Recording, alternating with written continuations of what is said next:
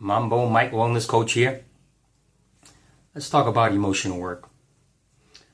A lot of people have patterns, traumas, negative beliefs, and other things that they're stuck with. And they try out various processes. And sometimes they work, sometimes they don't. So we're just going to take a quick look at the different ways you can approach it. So we have a category of processes. I'll just call them negative work, for lack of a better term. That might include shadow work, sitting with the negative emotion, inner child work, finding approval for feeling bad. And there are numerous others, but those are just some general ones that we can look at. And so how do we determine if we want to do positive work or negative work, right? Because a lot of people say, I've been doing shadow work and I've been doing it for months and months and it's not working. Well, if it's not working for you, probably you're either not doing it right or you're not doing it.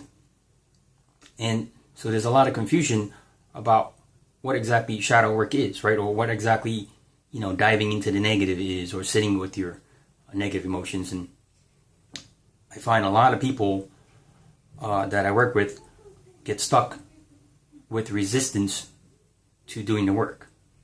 So they're resisting looking at their pain or their trauma or whatever that pattern is, and that becomes associated with the problem, but that's not actually the problem, that's the resistance to the problem.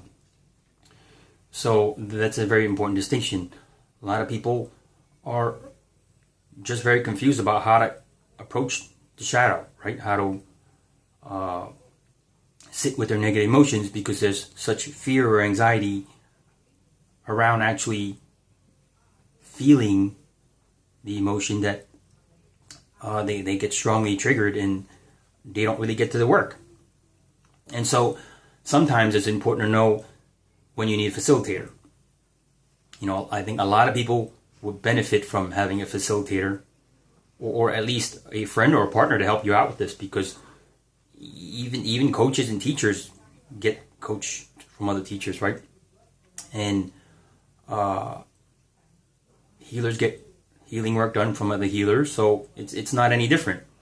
Because a lot of times you could be a relationship expert or whatever, but you have a problem applying what you know to your own relationship. So it's helpful to have somebody from the outside, a third party, facilitate.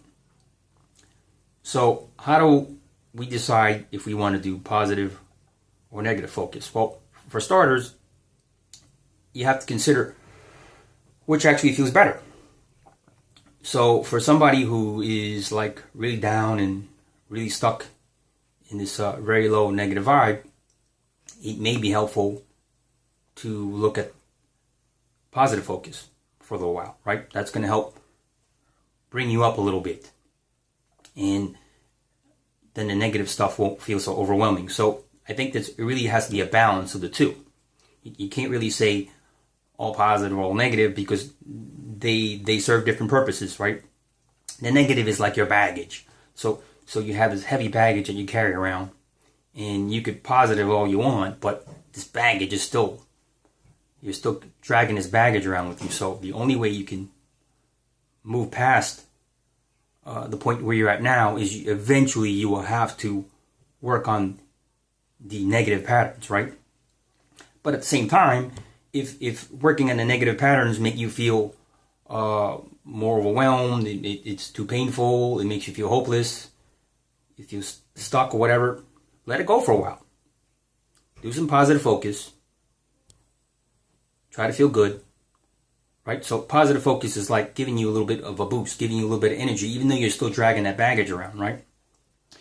So one is not really a replacement for the other.